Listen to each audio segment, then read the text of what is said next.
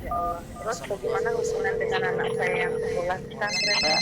Ini mau nanya. Jika sudah bersuci atau berwudu, Terima kasih kemudian Bapak. bersentuhan dengan wudunya batal. Bismillahirrahmanirrahim. Assalamualaikum warahmatullahi wabarakatuh. Alhamdulillahirabbil alamin. Wassalatu wassalamu ala asrofil anbiya'i wa sayyidil mursalin nabiyina Muhammadin wa ala alihi wa sahbihi wa man tabi'ahum bi ihsanin ila yaumiddin, amma ba'd. Para pemirsa Fatwa TV dan juga para pendengar radio dimanapun Anda berada, a'azzani Allah wa yakum. Semoga Allah Subhanahu wa taala senantiasa mencurahkan rahmatnya untuk kita sekalian. Alhamdulillah, segala puji bagi Allah yang telah mempertemukan kita kembali di program kesayangan kita, Live Interaktif Hidup Indah dengan Sunnah, tentunya bersama guru kita Al Ustadz Dr. MH Hasan Ayatullah Hafizahullah Ta'ala, yang dimana beliau adalah salah satu dari anggota Dewan Fatwa Perhimpunan Al-Irsyad. Salawat dan salam semoga tercurahkan kepada suri tauladan kita, baginda Nabi Muhammad SAW, beserta para keluarganya, para sahabatnya, dan juga para pengikutnya yang setia hingga akhir zaman nanti. Nah, para pemirsa dimanapun Anda berada, kami informasikan juga untuk live interaktif ini, kami direlay atau disiarkan juga oleh beberapa stasiun radio yang tergabung di RTVC. Di antaranya ada Radio Bimbas Yogyakarta, Radio Sahabat Tegal, Radio Suara Madinah Caruban, Radio MDFM Probolinggo, ada Radio Hak FM Batang, Radio Amuba Pangkal Pinang, Radio Sagu FM Sumatera Barat, ada Radio Gema FM Bontang, ada Radio Al-Hikmah Banyuwangi, Radio Albina Aim Bekasi, Radio Tua FM Riau, Radio Dai Tengara, dan Radio Mas FM Seragen. Terima kasih. Kami ucapkan jazakumullahu khairan, semoga tayangan ini bermanfaat. Dan alhamdulillah telah terhubung bersama guru kita Al Ustadz Dr. MH Hasan Ayatullah Hafizahullah Ta'ala, langsung dari kediaman beliau di kota Banyuwangi, Jawa Timur. Semoga koneksi internet kita lancar sampai akhir acara nanti. Sebelumnya kita sapa beliau. Assalamualaikum warahmatullahi wabarakatuh, Ustadz. Waalaikumsalam warahmatullahi wabarakatuh. Ahlan wa sahlan. Alhamdulillah.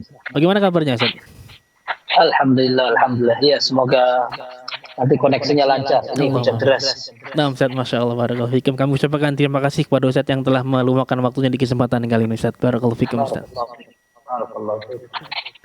Nah, mengikuti Islam, azan ya Allah wa yakum, kami mengajak Anda untuk berpartisipasi. Silakan jika Anda ingin mengajukan pertanyaan kepada Ustaz, Anda bisa menghubungi layanan telepon kami di nomor kode area Jakarta di 021 2123 2333, atau Anda juga bisa kirimkan pertanyaannya melalui website kami di www.dewanfatwa.com/tanyakan yang di saat ini disaksikan di layar kaca Anda.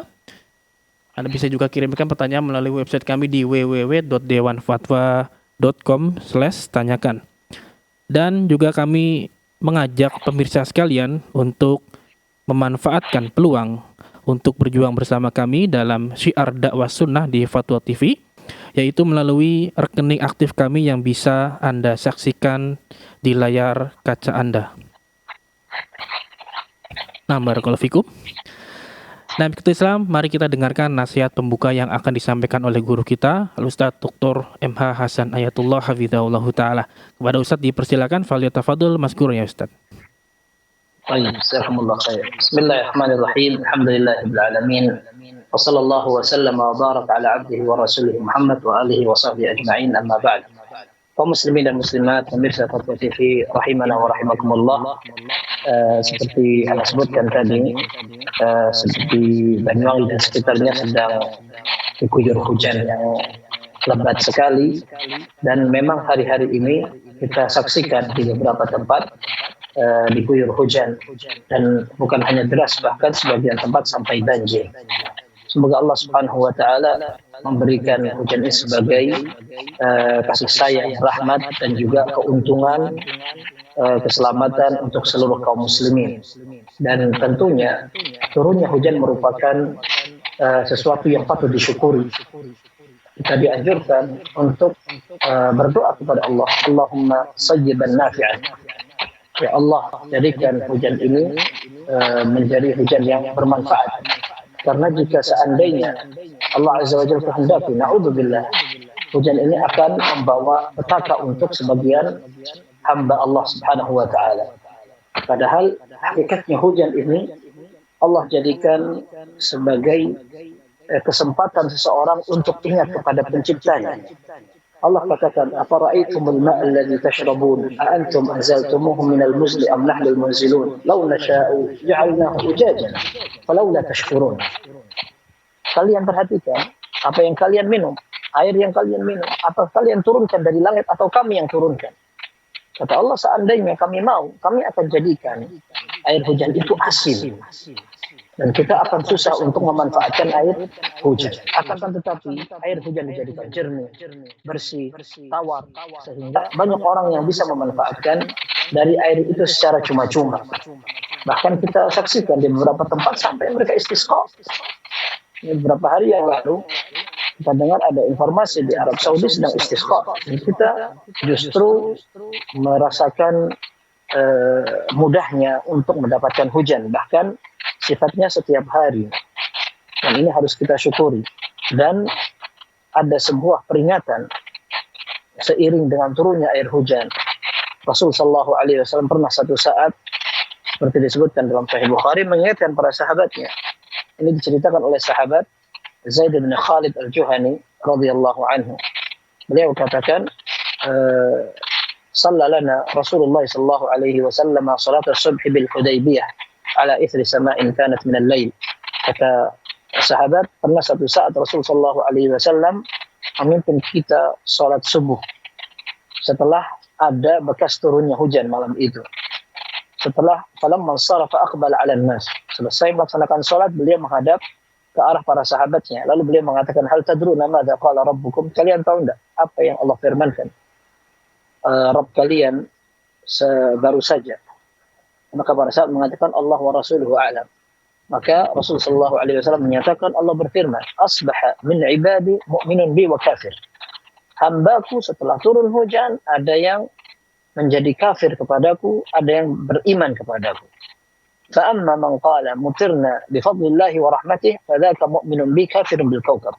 Orang yang mengatakan, alhamdulillah, kami mendapatkan hujan karena Allah Subhanahu wa taala dengan rahmatnya, dengan karunia-Nya, keutamaannya, maka dia adalah orang beriman kepadaku. Dan dia kafir kepada perbintangan.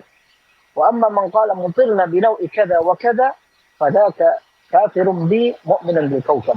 Sedangkan orang yang mengatakan kita turun hujan karena ada keberkatan bintang ini dan bintang itu, maka dia telah kafir kepadaku dan beriman kepada perbintangan. Para ulama menyebutkan bahwa bintang Allah jadikan sebagai tanda arah mata angin, atau bisa jadi memang beberapa musim yang ditengarai dengan bintang-bintang yang berbeda. Maka para ulama mengatakan seandainya seseorang menjadikan bintang sebagai tanda saja, biasanya kalau ada bintang ini berarti tandanya musim hujan, maka tidak mengapa. Akan tetapi jika seandainya seseorang mengatakan bahwa bintang itu dapat memberikan pengaruh, kekuatan, keuntungan, bahkan malapetaka, maka ini menjadi kesyirikan yang besar. Seseorang menisbatkan sesuatu yang menjadi hak Allah kepada selain Allah. Bahaya sekali. Sebagian ulama mengatakan seandainya dia yakini bahwa yang menurunkan hujan adalah Allah, akan tetapi dengan sebab bintang itu, ini syirik kecil. Karena dia telah memberikan sebab kepada sesuatu yang tidak pantas dijadikan sebagai sebab. Bintang adalah benda mati. Kenapa dijadikan sebagai makhluk gaib atau sebuah benda yang memiliki kekuatan? Maka tidak pantas seperti ini diyakini. Akan tetapi sangat sayang atau disayangkan sekali sebagian kaum muslimin, mereka masih meyakini hal-hal yang menjadi tradisi orang-orang Arab jahiliyah kuno. Mereka meyakini itu dan sudah ditegur oleh Nabi Shallallahu Alaihi Wasallam. Zaman sekarang masih ada orang yang meyakini adanya kekuatan perbintangan atau sial apabila seseorang memiliki bintang tertentu kemudian tidak menuruti disiplin jadwal yang sesuai dengan perbintangan itu. Atau sebagian mereka khusus dalam urusan hujan memiliki keyakinan bahwa hujan bisa ditangkal dengan kekuatan orang atau bisa diturunkan dengan mantra dan sebagainya. Ini bahaya sekali terhadap agama seseorang, dan semua muaranya adalah kita perlu kembali mempelajari Islam dengan benar. Bagaimana Islam ini diajarkan di awal Nabi Shallallahu Alaihi Wasallam diutus. Maka kita berharap dan berdoa kepada Allah agar kita dijaga, diberi hidayah oleh Allah, agar kita bisa beragama dengan baik dan benar, sampai Allah ridha kepada kita. Bukan hanya kita puas dengan agama yang kita yakini dan kita peluk, akan tetapi kita perlu mencari keridhaan Allah Subhanahu wa taala. Wallahu a'lam bishawab. Masya Allah, nah Ustaz Syukron, jazakallah atas jawaban, atas nasihat yang saya disampaikan, sangat bermanfaat sekali.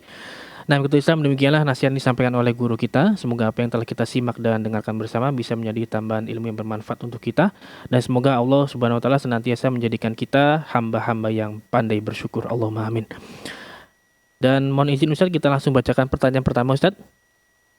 Silakan. Pertanyaan pertama dari Intan Indrasari di Kabupaten Pati, Jawa Tengah. Assalamualaikum warahmatullahi wabarakatuh. Izin bertanya Ustaz. Alhamdulillah, insya Allah anak akan dikaruniai putri.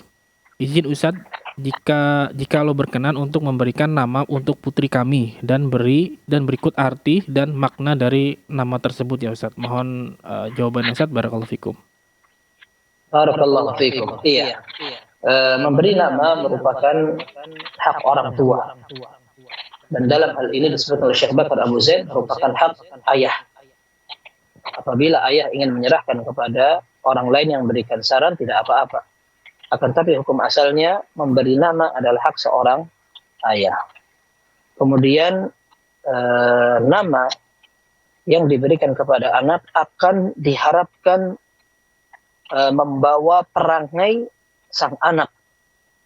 Ketika orang tua mengharapkan kebaikan kepada anak, kemudian diberi nama yang baik, agar anak ini tampil menjadi anak saleh atau saleha yang akan berbakti kepada orang tua, taat kepada Allah, disiplin dengan agamanya, bermanfaat untuk kaum muslimin dan orang tuanya di dunia maupun di akhirat, maka nama itu dipilihkan nama-nama yang menunjukkan hal yang mengarah kepada hal tersebut.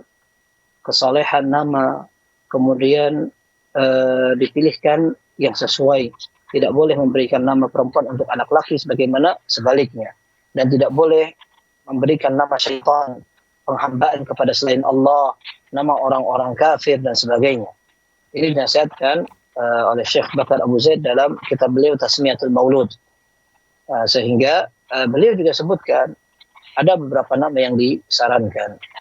Beliau katakan nama yang paling bagus adalah nama penghambaan kepada Allah. Ini apabila laki-laki maka disebut nama Abdullah atau Abdurrahman. Akan tapi jika seandainya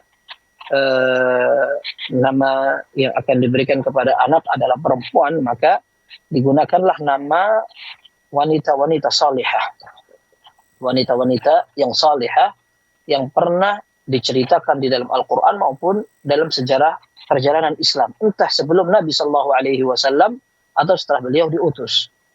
Dan ini akan menjadi keteladanan tersendiri untuk anak, dipahamkan bahwa ini adalah nama seorang yang salihah dan sebagainya, sehingga diharapkan anak ini akan tumbuh menjadi anak yang salihah meneladani pemilik nama sebelumnya. Dan ini disebutkan dalam beberapa riwayat, seperti contohnya nama Maryam, nama Imran, merupakan nama-nama yang sering digunakan dulu di zaman sebelum Nabi Muhammad SAW. Karena nama-nama itu adalah nama orang saleh. Maka saran kita, berilah nama orang-orang yang saleh. Seperti contohnya nama Maryam, nama Aisyah, nama Khadijah, Zainab, dan nama-nama sahabiyah yang lain. Nah, ini merupakan betul-betul nama, bukan hanya sekedar terlihat asing karena tidak ingin anak kita memiliki nama pasar di mana-mana banyak yang sama, disebut Aisyah ternyata satu kelas Aisyah semua misalkan. Nah, sebagian orang tua pengen tampil beda sehingga anaknya dikasih nama yang asing-asing aneh, atau sebagian mereka pengen pokoknya nama pertama yang muncul dan terlihat di mushaf yang kita buka maka itu nama kita. Ini namanya spekulasi, seperti main undian. Jangan berspekulasi seperti itu, bahaya. Kalau dibuka ternyata namanya nama syaitan atau nama hewan, bagaimana? Maka nama yang dianjurkan adalah nama sahabiyah, nama-nama para sahabat Nabi SAW, atau nama orang-orang salihah yang sebelumnya. Artinya bisa jadi kita ketahui, akan tetapi bisa jadi tidak. Tapi cukuplah bahwa nama yang kita berikan kepada anak itu merupakan nama orang. Seperti Aisyah radhiyallahu anha. Sebagian ahli bahasa, Aisyah diambil dari kata-kata Asya, dari kata-kata hidup. Maksudnya hidup yang ragad, watib. Seorang hidup yang tentram, yang bisa bersahaja dan bahagia dan sebagainya. Maryam dalam bahasa selain Arab ada yang mengatakan namanya mahbubah, dicintai dan sebagainya. Tapi wallahu alam, yang jelas itu adalah arti, akan tetapi cukuplah kita mengetahui itu nama orang-orang salihah yang pernah disebutkan oleh Allah Subhanahu wa taala dan oleh Nabi sallallahu alaihi wasallam. Dan satu lagi yang disebutkan oleh Syekh Bakar Abu Zaid rahimahullah, kalau bisa diusahakan nama anak adalah nama yang tunggal. Apabila akan dirakit atau disusun, diberikan nama rangkap, maka nama belakangnya adalah nasabnya. Contoh Aisyah binti Abdullah ibn Fulan dan sebagainya. Sehingga anak ini akan tahu nama nasabnya. Karena disebutkan bahwa dulu orang-orang Arab tidak tahu atau tidak pernah mengenal itu ada nama rangkap. Syekh Bakar Abu Zaid mengatakan nama rangkap itu muncul setelah ada banyak penjajahan dari negara-negara kafir kepada negara kaum muslimin. Ketika perzinaan itu banyak marak terjadi, kemudian muncul anak-anak yang di luar tanpa dilahirkan tanpa ada hubungan yang jelas. Akhirnya dibuat kaburlah nasab mereka sampai akhirnya dikasih nama rangkap. Nah, sebagian kita rebutan. Bapaknya pengen kasih nama, ibunya pengen kasih nama, mbahnya pengen kasih nama, mungkin tetangganya, kiainya, ustadznya, apa siapa pengen kasih nama. Akhirnya satu anak menanggung nama satu kampung. Panjang sekali, ketika di absen panjang sekali namanya. Maka ini yang disebutkan oleh Syekh Bakar Abu Zaid, kalau bisa dikasih nama tunggal, kemudian dibubuhkan nama belakangnya adalah nama ayahnya, kemudian nama kakeknya, agar dia bangga dengan nasabnya dan ini tidak mengapa. Wallahu a'lam bishawab. Masya Allah, syukron barakallahu fikum atas jawaban dan nasihatnya. Demikian yang bertanya, semoga bisa difahami. Dan kita coba angkat pertanyaan penelpon pertama di kesempatan kali ini. Ya, silakan. Ya. Silakan. Assalamualaikum. Assalamualaikum warahmatullahi wabarakatuh. Ibu Erni di Riau. Silakan Ibu Erni. Iya. Assalamualaikum ya Ustaz. Barakallahu fiik. Assalamualaikum warahmatullahi wabarakatuh. Barakallahu fiik. Begini ya Ustaz. Masalah sedekah sunnah. Kalau sedekah wajib ya memang wajib ya Ustaz ya. Tapi ketika sedekah sunnah kita seperti mendisiplinkan membayarnya begitu Ustaz. Tapi kita udah minta izin pada suami, seperti kita bayar SPP anak-anak kita, dan kita juga tempahkan diri kita untuk selalu disiplin untuk membayar sedekah sunnah yang kita mampu insya Allah. Tapi kita rutinkan begitu Ustaz. Tapi kita memang tidak mewajibkan di dalam hati, cuma kita rutinkan seperti kita membayar juga SPP anak-anak kita Ustaz. Bagaimana hukumnya itu Ustaz? Menurut sunnah Ustaz. Tapi insya Allah setelah lama anak jalani, belanja anak insya Allah tidak pernah berkurang. Anak tidak pernah mengutang kemana-mana karena itu namanya sedekah sunnah. Gara-gara anak bersedekah ini nanti kekurangan kebutuhan yang lain. Insya Allah tidak Ustaz. Bagaimana status anak itu Ustaz dalam bersedekah? Itu aja Ustaz. Syukran Ustaz. Jazakallahu khair. Jazakallahu khairan. Terima kasih Bu Erin di Riau. Barakallahu fikum. Iya, tidak mengapa seorang merutinkan sedekahnya, karena memang itu dianjurkan. Rasulullah SAW beberapa kesempatan memerintahkan kepada para sahabatnya untuk bersedekah. Jika ada orang yang membutuhkan, maka Rasulullah SAW perintahkan tasaddaqu, sedekahlah. Kemudian Rasulullah SAW pernah juga memberikan anjuran secara umum, ma naqasat sadaqatun min mal, tidaklah harta menjadi kurang karena sedekah. Maka tidak mengapa ketika seorang telah memberikan yang wajib. Di antara kewajibannya adalah zakat yang wajib, kemudian nafkah harian. Bahkan wallahu a'lam termasuk membiayai pendidikan anak selama dia mampu, maka itu menjadi tanggung jawab orang tua. Memang itu akan bernilai sedekah, akan tetapi sedekah pun bertingkat-tingkat. Sekalipun sedekah sunnah itu tetap tidak wajib, akan tetapi sedekah sunnah pun bertingkat-tingkat. Maka Nabi SAW mengatakan infak atau pembelanjaan harta yang diberikan untuk kepentingan keluarga dibandingkan dengan untuk membebaskan budak, memberi makan orang miskin yang membutuhkan, atau untuk memberi orang di jalan, maka yang paling utama adalah memberi nafkah kepada keluarga. Maka termasuk membayar SPP atau memberikan tambahan kepada keluarga, kerabat, dan perhatian kepada mereka merupakan hal yang dianjurkan. Tidak mengapa seorang menjaga rutinitas itu selama tidak menggugurkan yang lebih wajib dari itu, apalagi memang mendapat izin dari suami. Wallahu a'lam bishawab. Nah, Ustaz, syukron barakallahu fikum atas jawaban dan penjelasannya. Demikian bertanya Ibu Erni di Riau, semoga bisa difahami. Nah, Ustaz, kita lanjutkan pertanyaan via website. Dari Ermawan Suteja di Kota Palembang, Sumatera Selatan. Assalamualaikum, izin bertanya Ustaz. Assalamualaikum warahmatullahi wabarakatuh. Ustaz, apakah hukumnya meminta didoakan saudara atau teman yang sedang beribadah umroh dan haji agar bisa berangkat umroh dan haji seperti mereka, Ustaz? Mohon nasihatnya, Ustaz. Taib, meminta agar seseorang didoakan orang lain tidak apa-apa. Seperti dalam surat Yusuf, saudara Nabi Yusuf minta kepada ayahnya, qalu ya abana astaghfir lana dzunubana inna kunna khati'in. Wahai bapak kami, doakan kami. Sungguh kami adalah orang-orang yang salah dan berdosa. Mintakan ampun untuk kami.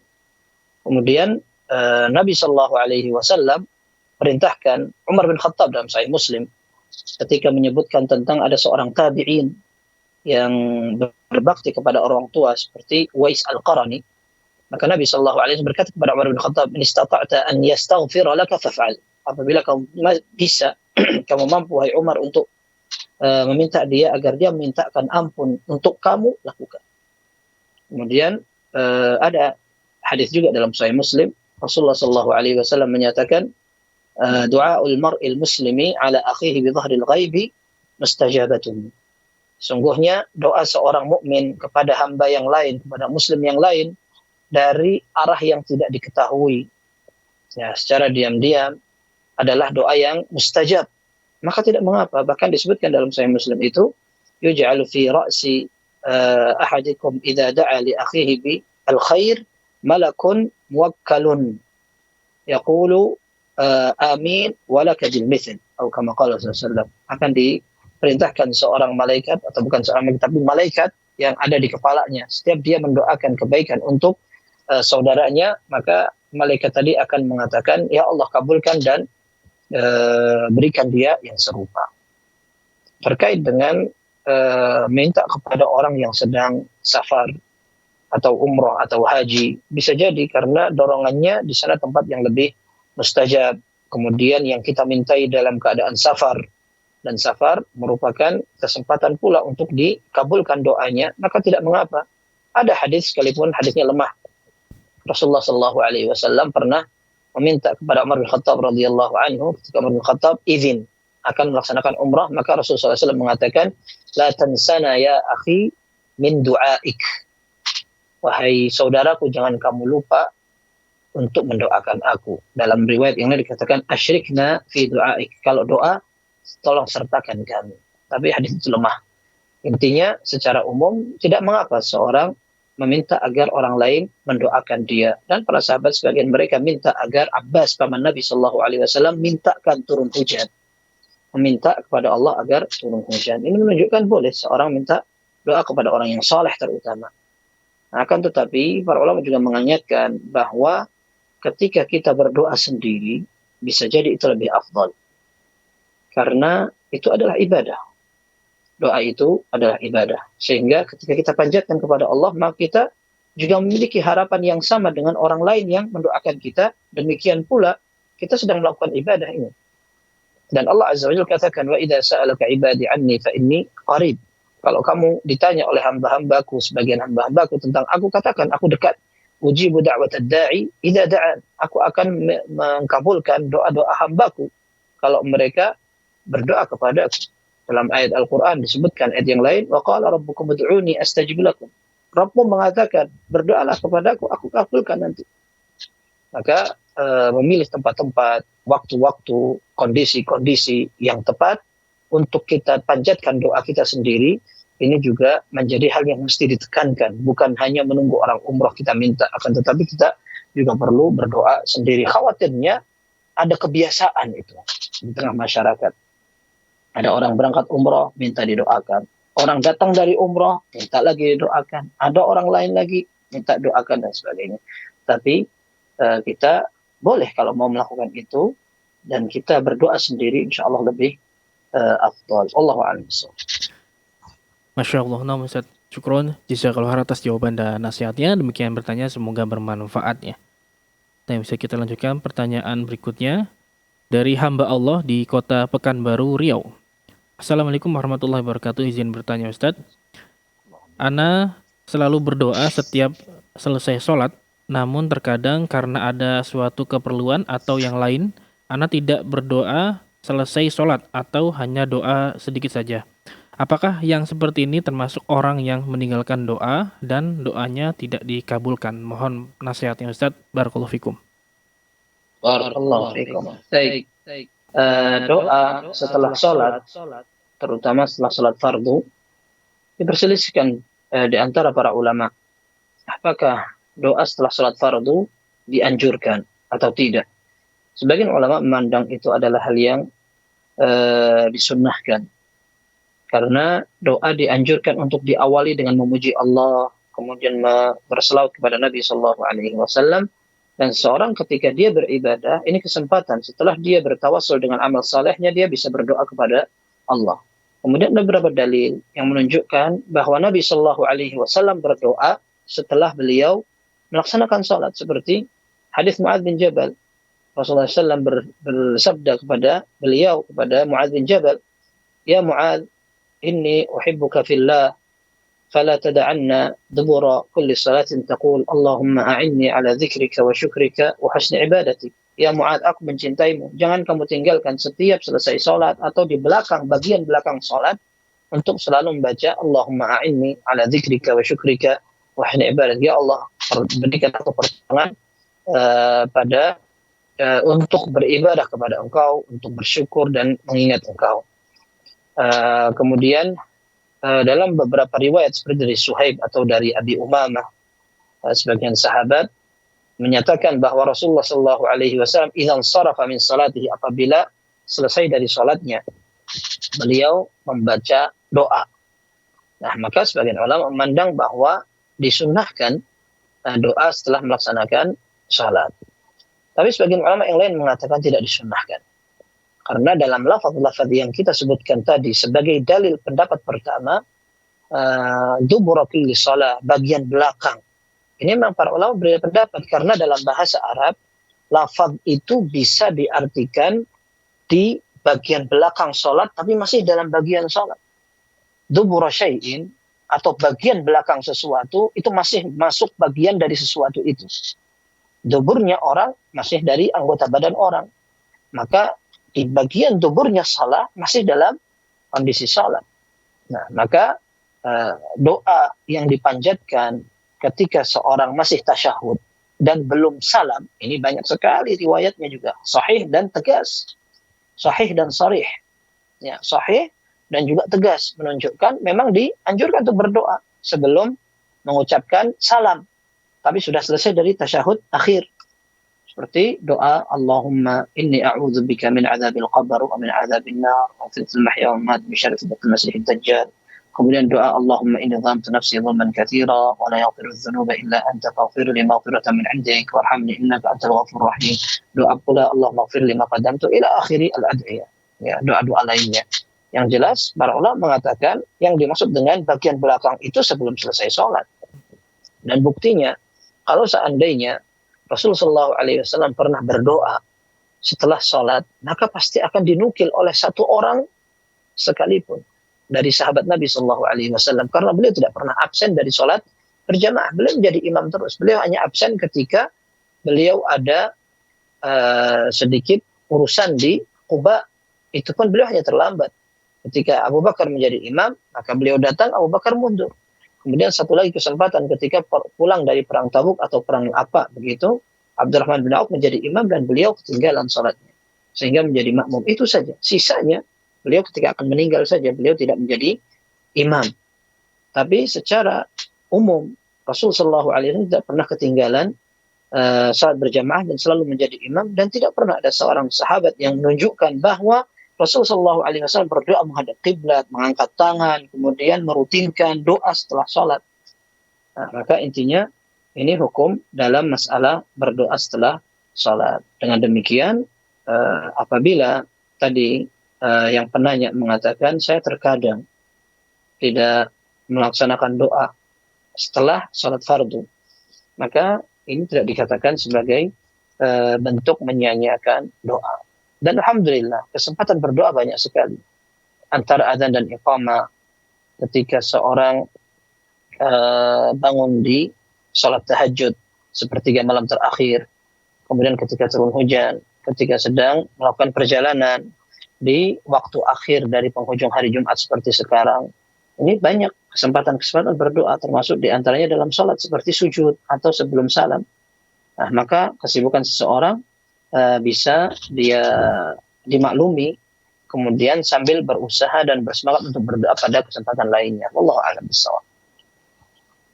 Baik Ustaz, syukron jazakallahu khairan atas jawaban dan penjelasannya. Demikian bertanya hamba Allah di Riau, semoga bisa difahami.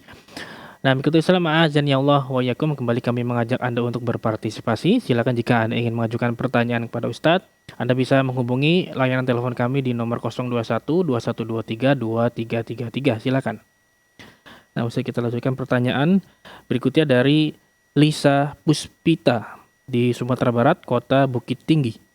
Bismillah, izin bertanya Ustadz.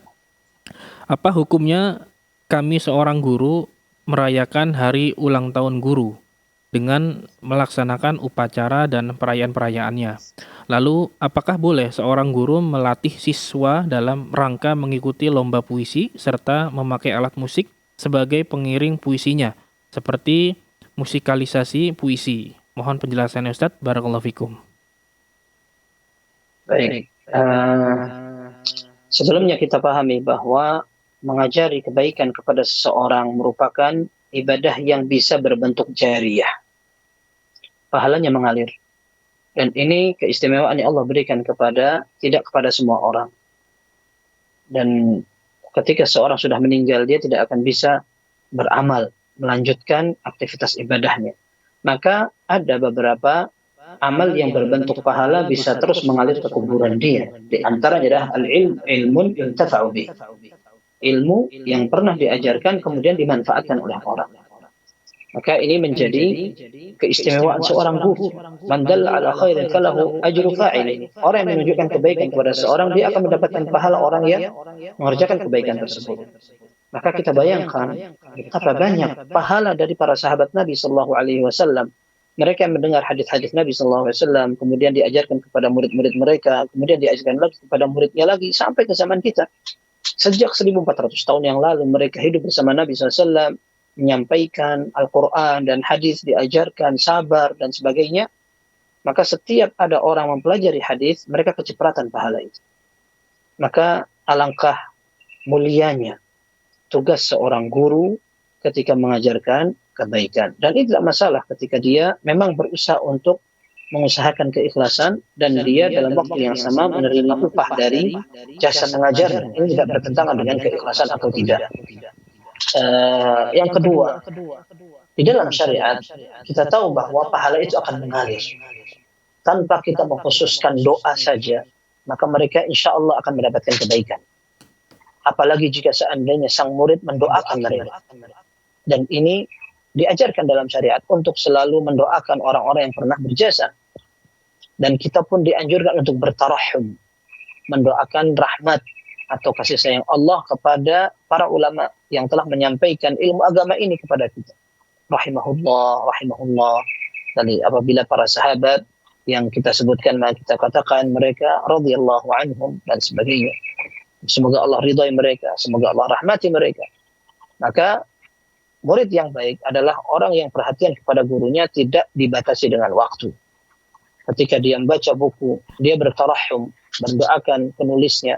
Ketika dia mempelajari dan mengajarkan kepada muridnya, dia kenang gurunya dan dia doakan. Dan ini menjadi bentuk kasih sayang dan perhatian kepada jasa gurunya. Tidak perlu menunggu waktu dan momentum Akan tetapi kebiasaan sebagian masyarakat ketika mereka meninggalkan kewajiban itu, akhirnya mereka perlu diingatkan dengan sebuah momentum. Maka momentum itu tidak diperlukan untuk orang-orang yang selalu ingat. Sekarang kita disibukkan dengan berbagai hari. Karena memang realitanya banyak orang lupa. Ada hari ibu, hari bapak, hari guru, hari apa lagi. Ya. Dan itu semua sebenarnya kita katakan tidak diperlukan untuk orang-orang yang selalu ingat. Kita khawatir nanti suatu saat akan ada hari sholat. Ketika kaum muslimin mulai rame-rame meninggalkan sholat, masjid sudah mulai sepi. Ketika ada orang datang rajin untuk sholat dicurigai dan sebagainya. Na'udzubillah akan terjadi hal-hal yang seperti itu. Maka kita katakan bahwa tidak perlulah seorang mengkhususkan penyebutan jasa mereka. Karena dalam Islam cukup mereka akan mendapatkan pahala dari murid-murid yang berusaha untuk menyebarkan dan memanfaatkan ilmu yang mereka ajarkan. Yang kedua, apabila murid akan mendoakan mereka, maka jangan dibatasi dengan waktu. Tapi doakan terus. Tidak bisa setiap hari, setidaknya dia ingat pada saat dia mempelajari ilmu itu dan sebagainya. Baik, dan kita ketahui bahwa memang memperingati itu bukan merupakan kebiasaan kaum muslimin.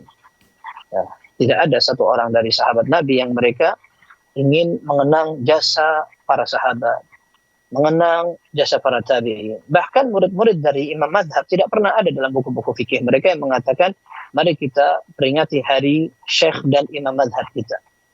Maka kalau kita mencontoh tradisi para ulama kita, barangkali yang seperti itu tidak perlu kita jadikan pertimbangan untuk ikut sibuk dan ribut dalam memikirkannya. Allahu a'lam bishawab. Masya Allah, nah Ustaz, syukron. Jazakallahu khairan atas jawaban dan penjelasannya. Demikian bertanya, semoga bermanfaat dan semoga bisa difahami. Nah, begitu Islam azani Allah wa ikum, kembali kami mengajak Anda untuk berpartisipasi. Silakan jika Anda ingin mengajukan pertanyaan kepada Ustaz, Anda bisa menghubungi layanan telepon kami di nomor 021 2123 2333. Silakan kita coba angkat pertanyaan penelpon kedua di kesempatan kali ini. Iya, silakan. Assalamualaikum. Taib, terputus Ustaz, mohon. Baik. Oh, masih tersambung. Baik, kita coba sekali lagi. Ya, Assalamualaikum. Waalaikumsalam warahmatullahi wabarakatuh, Ustaz. Dengan Bapak Ahmad ya Pak ya? Bapak Ahmad di Pasuruan, betul? Ya. Ya, silakan Bapak Ahmad.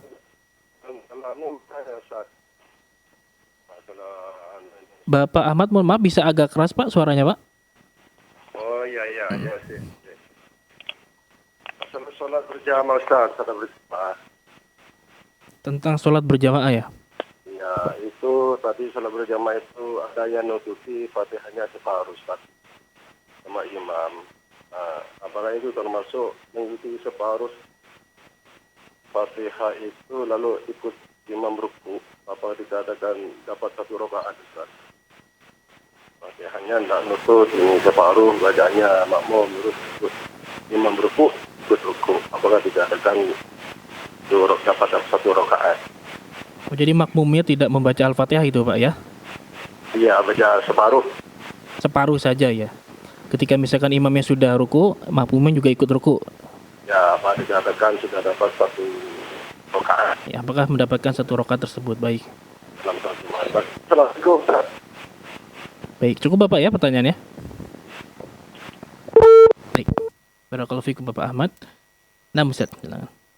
Baik, tadi pertanyaannya tentang orang yang ruku kemudian belum sempat membaca Al-Fatihah, begitu? Dia membaca Al-Fatihah namun tidak sampai selesai Ustaz. Ketika dia membaca Al-Fatihah namun imamnya sudah ruku duluan gitu. Apakah imam itu mendapatkan rakaat pertama itu atau masbuk jatuhnya Ustaz? Baik. Memang membaca surat Al-Fatihah merupakan rukun. Allah Rasul sallallahu alaihi wasallam menyatakan la salata liman lam yaqra bi Fatihatil Kitab. Tidak sah salat seseorang yang tidak membaca surat Al-Fatihah. Akan tetapi ketika seorang makmum mengikuti salat imam, kemudian imam akan ruku, maka kita akan berpindah kepada rukun lainnya dan kita mendapat kewajiban lain untuk mengikuti imam. Nabi sallallahu alaihi wasallam mengatakan, "Innama ju'ilal imamu liyutamma bih. Fa idza kabbara fakabbiru wa idza raka'a farka'u wa idza rafa'a farfa'u Wa idza qala sami'allahu liman hamidah faqulu rabbana walakal hamd. Sesungguhnya imam itu dijadikan untuk diikuti. Maka ketika dia takbir, kita ikut takbir.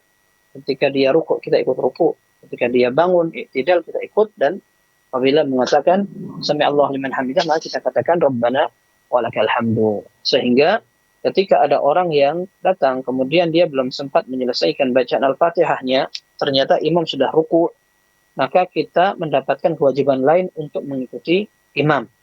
Dan ada hadis yang lebih khusus dari hadis tadi, وَمَنْ أَدْرَكَ الرُّكُوعَ فَقَدْ أَدْرَكَ الرَّكْعَةَ. Barang siapa yang bisa mendapatkan rukuk bersama imam, maka 1 rakaat sudah terhitung untuk dia. Maka betul, untuk orang yang datang terlambat, dia tidak apa-apa, belum sempat menyempurnakan bacaan Al-Fatihahnya untuk mengikuti rukuknya imam. Tidak apa-apa, dan itu sudah terhitung 1 rakaat. Akan tetapi jika seandainya dia datang lebih awal dan ada kesempatan untuk membaca Al-Fatihah, maka dia dianjurkan untuk membaca Al-Fatihah sampai selesai. Wallahu a'lam bishawab. Bisa syukron barakallahu fikum atas jawaban dan penjelasannya. Demikian bertanya Bapak Ahmad di Pasuruan, semoga bermanfaat. Tapi kita angkat pertanyaan via telepon ketiga di kesempatan kali ini. Silakan. Iya, dengan Ibu Rusmini di Pacitan. Silakan Ibu. Ya, Assalamualaikum warahmatullahi wabarakatuh. Waalaikumsalam warahmatullahi wabarakatuh. Silakan Bu Rusmini. Iya.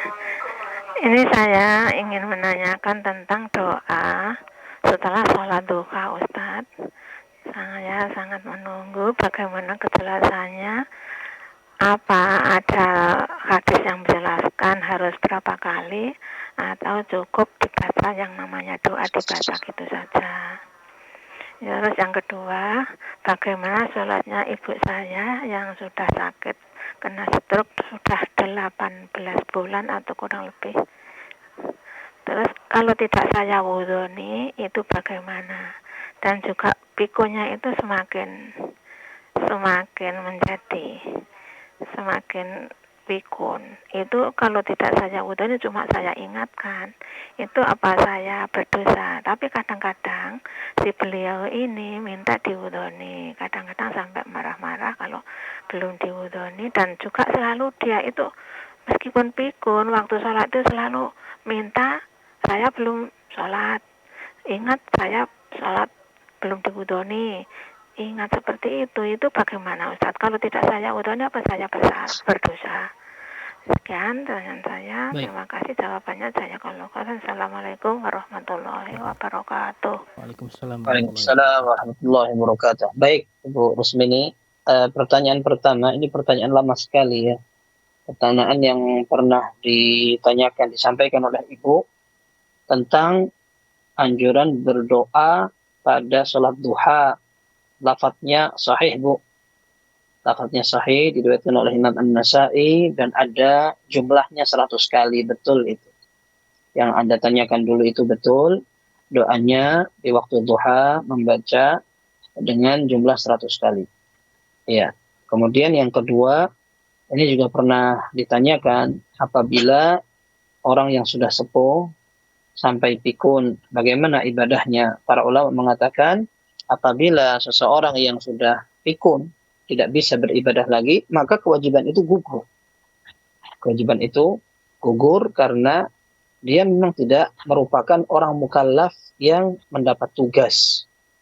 Seperti orang yang sudah kehilangan kesadarannya. Entah kesadaran dalam arti sakit dan koma, atau orang yang sedang tidur, atau yang sudah kehilangan cara berpikirnya. Seperti tadi itu.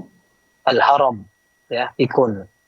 Apabila seseorang ternyata pikun dan seterusnya parah sekali, maka tidak wajib untuk melaksanakan ibadah. Akan tetapi jika seandainya terkadang sadar, terkadang tidak, maka ketika sadar diingatkan. Seperti tadi, terkadang ibu masih bisa untuk minta diwudukkan, maka diwudukkan sebisanya. Sebisanya diwudukkan, kemudian sholat sebisanya. Kalau ternyata memang kemarahan itu merupakan bagian dari kepikunan, maka semoga Allah Azza wa Jalla berikan hal yang terbaik, dan selama memang kesadaran itu sudah hilang, Allahu a'lam, kewajiban untuk beribadah juga sudah gugur. Allahu a'lam bishawab. Masya Allah, nah Ustaz Syukron. Barakallahu fikum atas jawaban dan nasihatnya. Demikian bertanya Ibu Rusmini di Pacitan. Semoga bermanfaat dan semoga bisa difahami Ibu ya. Tapi Ustaz, masih ada waktu, kita bacakan pertanyaan berikutnya dari website. Dari Bapak Wibowo di Kabupaten Tuban, Jawa Timur. Bismillah, izin bertanya Ustaz. Bila ada seorang hamba yang telah bertaubat dari minuman-minuman keras, khamr, merokok, musik, apakah setiap hari mendapatkan pahala karena setiap hari telah menahan diri dari dosa tersebut atau mendapatkan ampunan saja Ustaz? Mohon nasihatnya Ustaz. Barakallahu fikum. Baik, barakallahu fikum. Yang paling penting, kita harus bersyukur ketika ada orang yang betul-betul sudah bisa mendapat taubat. Ketika Allah kasih dia bimbingan, kesadaran untuk bertaubat kepada Allah, maka itu adalah nikmat dan karunia yang besar sekali. Dalam hadis dikatakan at-taibu minadz-dzambi kaman la dzambalah.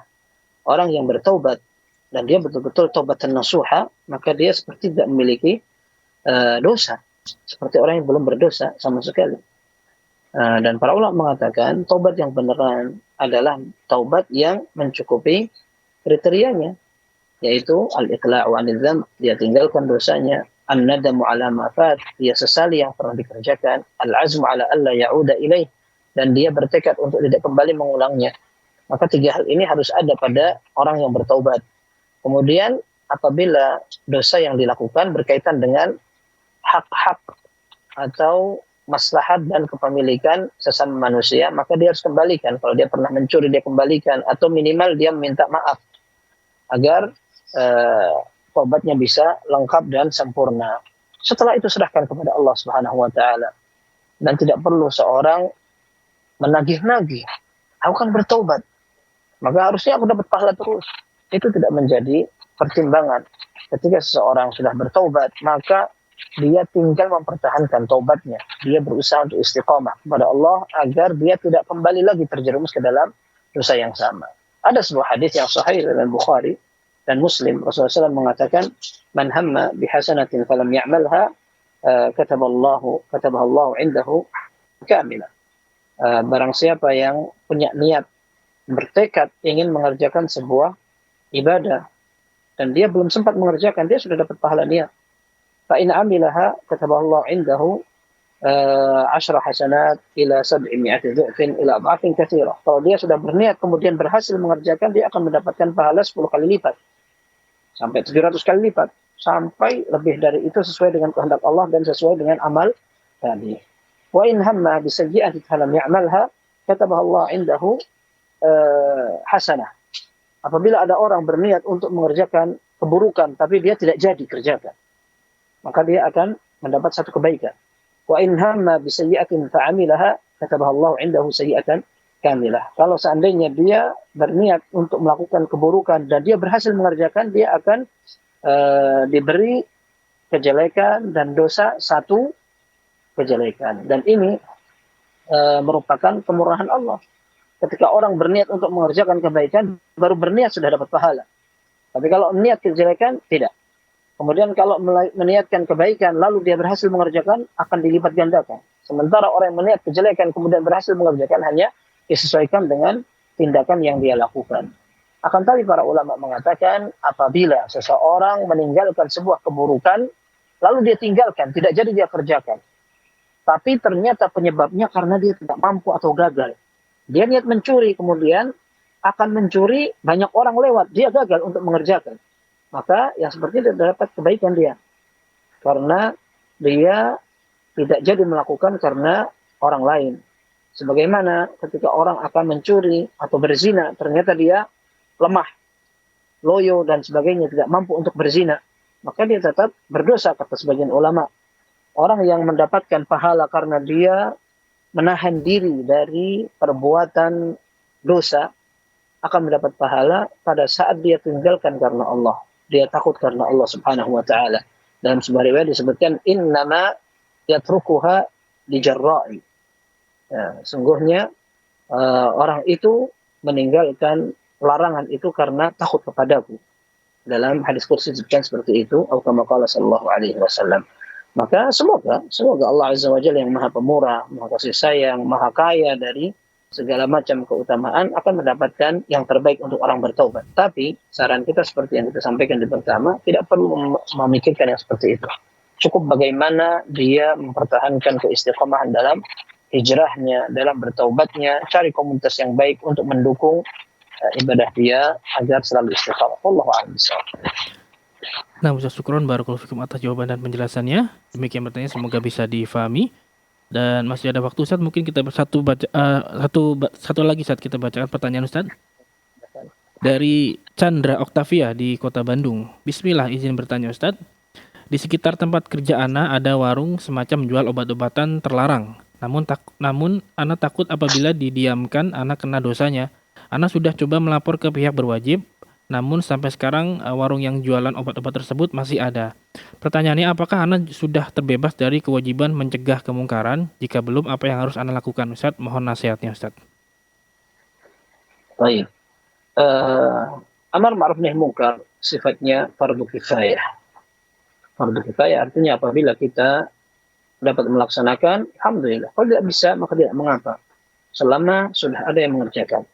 Ketika satu orang dari komunitas kaum muslimin mengerjakan, maka dosa kaum muslimin lainnya telah gugur.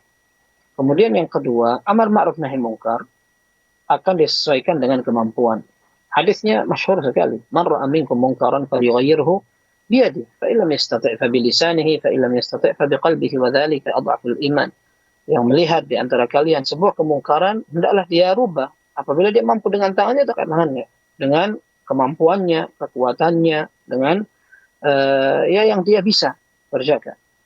Akan tapi jika tidak mampu, karena memang di luar lingkup kekuasaannya, atau di luar ranah kemampuannya, di luar rumahnya, di luar kampungnya, di luar yang sebagainya, maka dia turun level ke lisan, mengingatkan dengan perkataan. Kemudian setelahnya, kalau memang tidak mampu lagi, maka dia menggunakan dengan kebencian yang ada dalam hati. Dan itu sudah menjadi tanda yang paling lemah dari keimanan yang tersisa. Akan tetapi, apa yang Anda lakukan sudah benar. Ketika Anda melihat yang seperti itu, salah justru jika seandainya ada orang yang kemudian mengambil tongkat, dikeluarkan dengan paksa itu, minum-minuman atau dipecahkan. Karena itu bukan wewenang kita. Itu wewenang yang berwajib dan Anda sudah benar melaporkan kepada yang berwajib. Ternyata belum ada tanda-tanda seperti itu, maka itu sudah menjadi tanggung jawab yang tidak di pundak Anda. Semoga Allah Azza wa Jalla segera rubah hal yang ini menjadi yang lebih baik. Dan jangan lupa untuk jangan berputus asa. Ya, orang tadi yang punya warung bisa dinasihati, diingatkan, tidak takut. Kalau tiba-tiba ada musibah dan sebagainya, gara-gara ada kemungkaran-kemungkaran seperti ini. Kemudian doakan juga agar dia mendapat hidayah sehingga dia bisa membersihkan diri dari kesalahan-kesalahan tersebut. Wallahu a'lam bishawab. Masya Allah, Ustaz, syukron barakallahu fikum atas jawaban dan penjelasannya. Demikian bertanya, semoga bisa difahami. Dan tersebut adalah pertanyaan terakhir di kesempatan kali ini, Ustaz. Kami ucapkan syukron jazakallahu atas Ustaz yang telah meluangkan waktunya di kesempatan kali ini. Semoga Allah Subhanahu wa taala senantiasa menjaga Ustaz dan juga keluarga di sana. Amin wa iyyakum. Nah, mengikuti Islam, azan ya Allah wa yakum. Demikian alat interaktif pada kesempatan kali ini. Semoga apa yang telah kita simak dan dengarkan bersama bisa menjadi tambahan ilmu yang bermanfaat untuk kita semua. Kami kru yang bertugas mohon undur diri. Terima kasih atas partisipasinya. Mohon maaf bila ada kekurangan dan mohon maaf atas pertanyaan yang sudah masuk yang belum sempat kami bacakan karena keterbatasan waktu. Semoga kita bisa bacakan di lain kesempatan, insyaallah. Kita tutup. Subhanakallahumma wa bihamdika asyhadu alla ilaha illa anta astaghfiruka wa atubu ilaik. Wassalamualaikum warahmatullahi wabarakatuh. Ya Allah. Terus bagaimana hubungan dengan anak saya yang sekolah pesantren? Ini mau nanya. Sudah bersuci atau berwudu, kemudian bersentuhan dengan suami